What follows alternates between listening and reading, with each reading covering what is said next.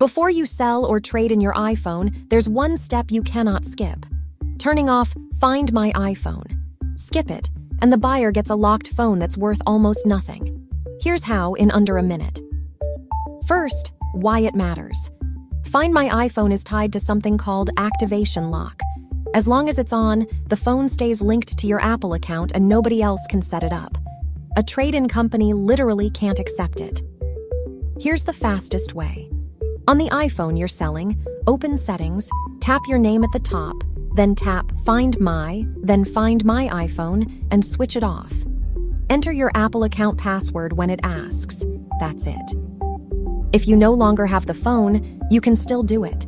Go to iCloud.com on any computer, sign in, open Find My iPhone, click All Devices, pick the phone, and choose Remove from Account.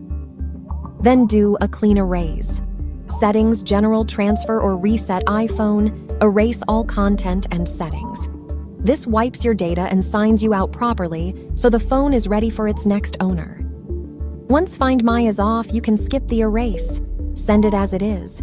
We wipe every device to a certified standard, email you the certificate, and pay you the same day we inspect it. Get your instant quote at BuyBackBear.com.